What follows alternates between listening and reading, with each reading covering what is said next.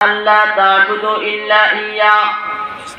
বান্দারে আমি রব্বুল আলামিনের ইবাদত করো, বান্দারে আমি রব্বুল আলামিনের উপাসনা করো। আমি রব্বুল আলামিনকে ছাড়া অন্য কাউকে উপাস্য মেনো না। আমি রব্বুল আলামিন ছাড়া অন্য কাউকে রব দেখো না। আমি রব্বুল আলামিন ছাড়া অন্য কাউকে তুমি রব বলে স্বীকার করো না। ইবাদত করতে হবে কার? আল্লাহ বলেছেন, বান্দারে আমি রব্বুল আলামিনের ইবাদত করো। আল্লাহ রব্বুল আলামিনের ইবাদতের পর আল্লাহ রব্বুল আলামিন পরিচয় করিয়ে দিয়ে বলে, বান্দারে আমি রব্বুল আলামিনের ইবাদতের পর তোমার পিতামাতার সাথে উত্তম ব্যবহার করো। বলেন সুবহানাল্লাহ। ওয়া বিল ওয়ালিদাইনি ইহসানা, পিতা মাতার সাথে উত্তম ব্যবহার করো, পিতা মাতার সাথে সুন্দর ব্যবহার করো, ইহসানের সাথে কথা বলো। আমি রব্বুল আলামিনের ইবাদতের পর বান্দারে তুমি তোমার পিতামাতার সাথে সুন্দর সুন্দর কথা বলো। বলেন সুবহানাল্লাহ।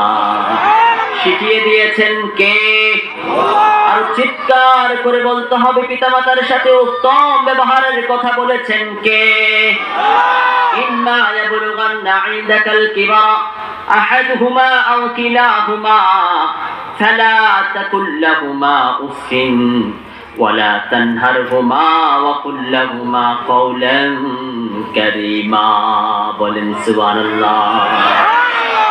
পিতামাতাদের মধ্যে দুইজনকে যদি তোমার জীবদ্দশায় পেয়ে যাও, অথবা একজনকে যদি তুমি পেয়ে যাও, পিতামাতার খেদমত করে আমি রব্বুল আলামিনকে সন্তুষ্ট করো। বলেন সুবহানাল্লাহ।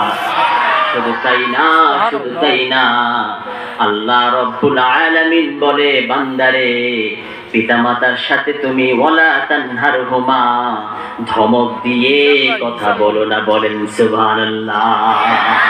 ওয়া কুল লাহুমা কাওলান কারীমা, পিতামাতার সাথে যখন তুমি কথা বলবা, পিতামাতার সাথে তুমি যখন কথা বলবা, সুন্দর সুন্দর কথা বলবা, পিতামাতার সামনে তুমি নম্রতার ডানা বিছিয়ে দিবা। সুবহানাল্লাহ।